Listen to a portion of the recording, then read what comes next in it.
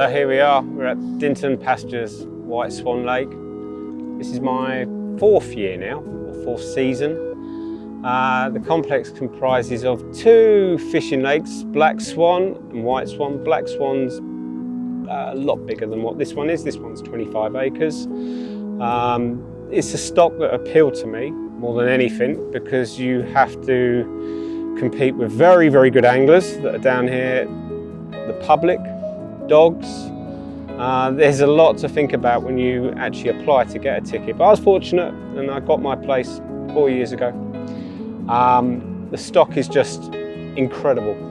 There's over 200 fish in here, of which the right time of year there's 3 over 50, 15 over 40, God knows how many 30s. And with 200 fish you kind of think, well, yeah, I must be in with a chance.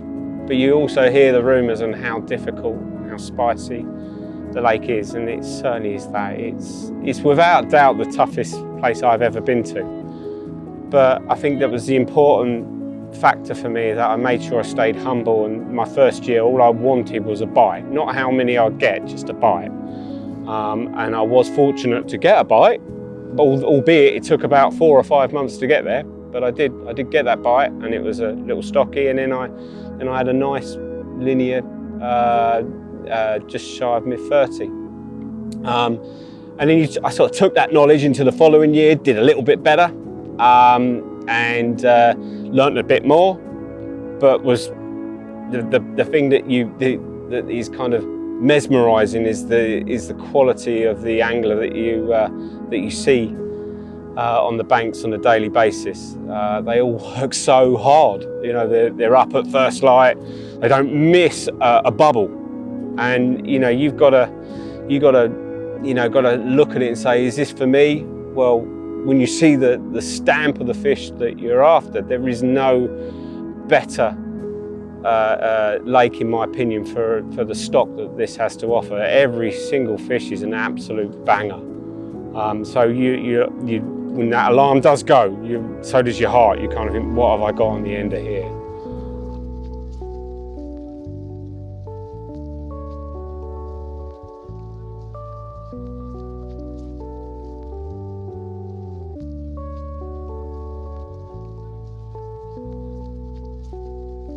So from a target point of view, what drew me to Dinton was, well, lots of people have seen Son of Triple Row. Got to be one of the most stunning fish to swim in the UK waters. Then there's Triple Row. Then there's backup linears, Darren's linear, which is recently gone £50 to John Mack. Incredible fish that you know, that to actually single them out and say, I want that one, it's quite difficult. So in hindsight, I often look at this and think, will I retire here? Because there's so much fishing that is available. But you know, when you've got over 200 fish in here, you know, what makes it so hard? Lots of people ask that, what makes it so hard? Well, Simon Bartlam has to be credited for bringing some amazing fish on in these waters, and he has, you know, stocked a number of UK lakes now. Many Dintons have gone into those waters. But the saying goes that most of these fish have been conditioned on mud. So arguably they do very well on naturals. I mean, in the summer it's always been a bit funny on bait. Difficult to try and get them to really home in on it. Also, they jump like you wouldn't believe. You could see 100 shows in the morning. It's just incredible. And you can have 100 shows over your baits, and you just sit there just with your head in your hands looking at the tree, whether you want to hang yourself out of it, because you might not get a bite, or quite often you don't get a bite, but you have to keep going. And often they go up and down. A bit of advice that I was given when I joined here by my friend Mickey was, treat it like a canal, because that's what they're doing. They're going up and down, but the trick is to try and get to them before they're actually showing, rather than fishing on top of them when they are showing. It's just the most frustrating of waters, let alone with all the other quality anglers that you've got, and the challenges that are along the way, but you just keep coming back for more. And you know, because at the end of the day, when you do get one of these chunks out of this lake, it is honestly one of the greatest days of your life.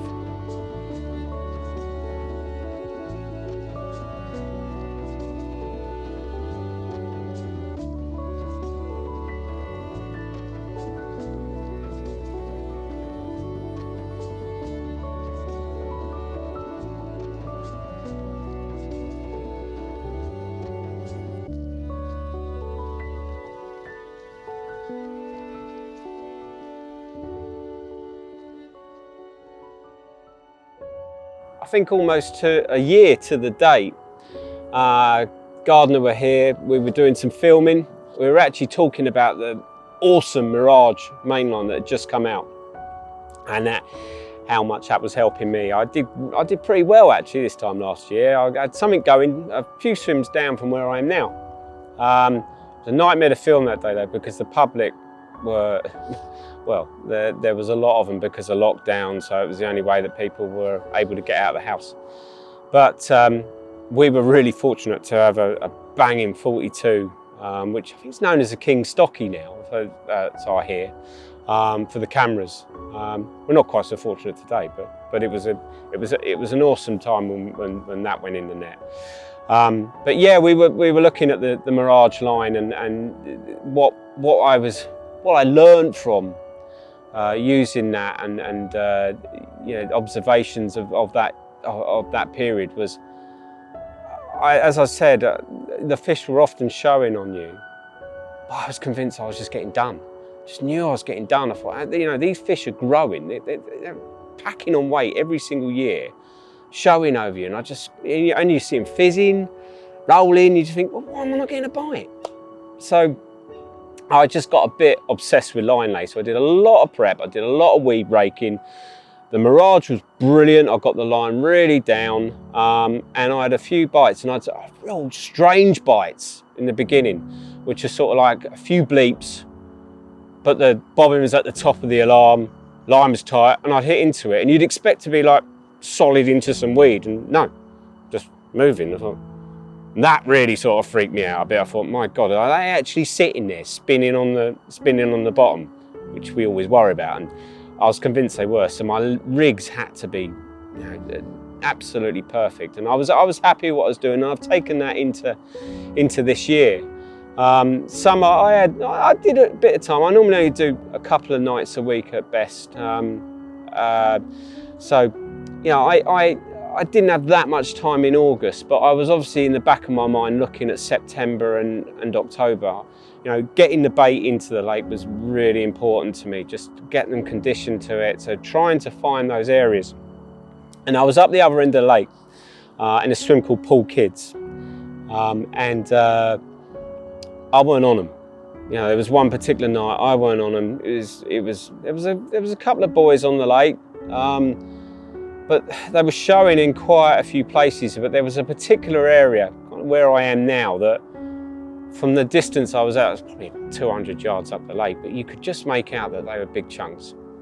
And I rang my mate and I said, "Are they over you?" And he said, "Yeah, they're showing over me, yeah." And then I realised they were a little bit further down as well. I think he had some showing over him, and there's some bigger ones that were further down. So I came down, you know, as you do, I had a look, and had it in the back of my head. I thought, I need to be in that zone the following week.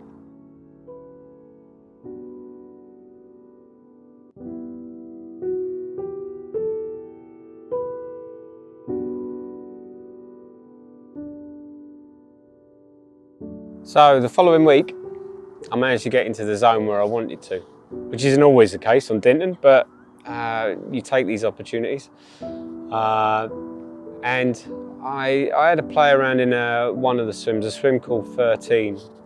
It's notoriously hard swim to get a bite out of, so I'm told. Yeah, there's not that many spots in front of it, but there was, looking up the tree, I could see what I felt was the reason why the fish were staying in that area. And I had a couple of spots. I knew of one that that I found the year before, and that was still there, so that was easy. And the good thing about that spot is it wasn't really easy to find. It's kind of almost as if it's in another swim's water, but it isn't. And I also found a slightly firmer area right up against the weed, and I thought that would do perfect. So I wanted to concentrate on it because over that period, over that 48-hour period, I didn't see fish directly over me, but I was seeing them behind the weed beds, opposite me, to the left of me. But I just thought, well, you know, if I can get something going right up against that weed, then, you know, and I can get that bait in, there's a good chance that, you know, never know, I might be able to nick a couple, one or two, in that September-October period. So I baited one spot that's directly in front of the swim, fairly heavily, I suppose, just boilie, just giving them proper food bait. And the other spot that I said that was a little bit harder to find, I didn't go quite so mad. I wanted to sort of, the method behind the madness was to try and get them quite acquainted to the bait, get them happy feeding on a dinner plate. Possibly the smaller ones, maybe. So the smaller ones smash the area up a little bit, and, you know, keep the little money pot, shall we say, very small. And well, that happened. I had an uneventful 48 hours, but felt good because I got the bait in. Came back the next week, and straight away, as soon as I put the lead out there, it cracked down. Absolutely cracked down on that main spot. So I thought, blimey, they've really had a go at that. I was able to do the same again, get some bait in there. Line lay wasn't brilliant. It was okay, but it wasn't, you know, it wasn't perfect. But I still persisted with it. I didn't start getting my weed break out until I felt it was going to be a bit of a hindrance. But as it happened, the smaller spot the following morning did my first bite. So I was well chuffed. 22 pound, little scaly one, absolutely buzzing.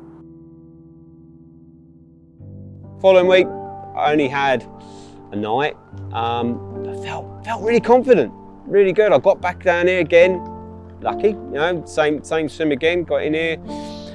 This time, I knew that I'd have to prep a bit better. I thought, you know, I was sure they were feeding on the spot, but weren't when I was fishing on the spot, if you know what I mean, because I just felt my line lay was, yet again, taking what I learned last year. I just felt they knew I was there.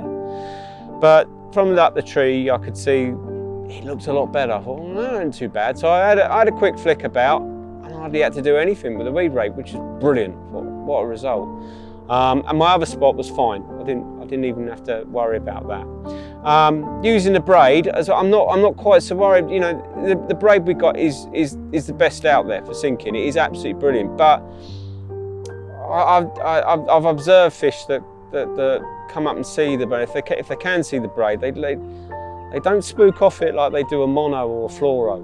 So that to me is really important, that you get that really down. But with a braid, I'm not as worried. But I wanted my end section, my Mirage 20-pound leader that I put on, I wanted that down.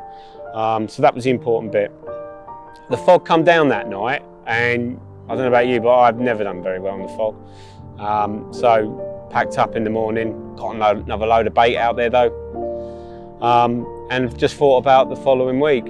And it was harvest moon, you know, so I'm not, of course I like to keep an eye on the moon phases, but I only get a couple of nights a week, and they are almost the same nights a week. So if the moon phase is gonna work for me, result. But I can't sort of plan my days around a moon phase. But there is a lot of truth in that. There has to be, because it does happen here a lot. The big ones do tend to come out around a full moon, new moon. Sorry, this was no exception on this harvest moon. And that, as I got down in the afternoon, I'd only had the rod out half an hour on the blatant spot, so. And the other reason why I needed to touch on the blatant spot is I knew I wanted a blatant spot, because if anybody else jumped in this swim, then they're going to go and fish that. I was more banking on the smaller spot, just you know, sort of keeping it going, just trickling a little bit in here and there, and just giving them a lot on the main bit. But I had to take half an hour in. I didn't got it on the, I didn't turn the alarm on, sorry, and it flew off, and I had a beautiful scaly 18-pounder. And I did something that I never do, which is normally a bit stupid for me. I spoke to my wife and said, all right, I'm going to have another, because it just felt so good. You know, it was only sort of 5 o'clock in the afternoon, but it just felt so good. Nice little southerly coming down here, and everything just felt cock on. And yeah, I was awoken by an absolute screamer at 3 a.m. on the other spot, on the smaller spot. You know what you like, you have everything how it's going to go when you get a midnight take, but no, I think I've knocked everything over on the way. No shoes were on. Got myself into a right mess, as I always do. But got into this, and the first thing that I noticed when I hooked this fish was the speed. I suppose if I really pulled into it, I would have realised its power as well, but I was actually frigging around with my waders, because I wanted to get in the lake, because a lot of these swims, there's a lot of bushes and a lot of snags that come out. So I wanted to get in the lake and get right on top, as close as I could, you know, to stopping it getting to my left or to my right. So I was trying to keep a good tension on the fish, but it kept going, powering away, well, flying away into one weed bed. You know, so I went, right, bring it up. No, I can still feel it. It's okay, it's all good. I'm in control. Trying to get one leg on, falling over, making a complete mess of it. Eventually I'm out. And as I've got to about, I don't know, I suppose about more than about 15 yards out, after managing to get bits of weed on its head, and then when obviously that weed fell off, it's flying off. But as it got to about 10 yards out, it's sort of, you got that horrible feeling, you know, well, I'm not winning here, I'm solid. So I must have been there half an hour just looking up at this full moon, just looking down at me, providing me the light. I'm walking up and down the margins, falling into deep silt and smell kicking up. But there's two things that are on my mind. I thought, I can either stand here for half an hour, holding the rod at as much compression as I can give it, or I can put it back on the rest, go up to the compound, go and get a boat. And the compound's a good 300-yard walk. Go and get somebody to help me. But I just had that feeling in my head that I'll go and get a boat, I'll go out, I'll get on top of it, and then you go boop, and there's a rig just sitting there with a hook, and it's done me. So I just wanted to sit and wait. Now the braid helped me there. I don't think I would have landed it if I didn't have the braid, if I'll be honest with you. Yes, it was exerting a lot of pressure on the weed bed. You know, I had a drop-off lead, so I knew that I would be in direct contact. But seeing these fish, I know what they do. They come up against the weed beds, and these bigger ones make it even more difficult, because they sort of use their whole body shape against this weed bed, and it makes it all the harder to pull in. But you keep the pressure on, and you kind of think, please don't give, please don't give. And eventually I sort of thought, am I dreaming this, or was that actually moving? And then this almighty great weed bed come up, and I can just see this tail hanging out the back of it. And I just thought, well, I had to kind of handline it, if I'll be honest with you, because the fish ain't going to go anywhere if it's got weed on it. But you know, the last thing you want is this fish to see the moonlight or whatever and it go. But I felt it was okay, and I managed to get the whole net underneath it, just see this tail go in it. And I must have spent about 20 minutes just pulling weed off. You know, it's like a kid at Christmas. And then you see these scales that are just sort of, no, that can't be. And I sort of looked up, no, it can't be triple rope, because it's not big enough. That can't be. No, that can't happen to me. That can't be triple.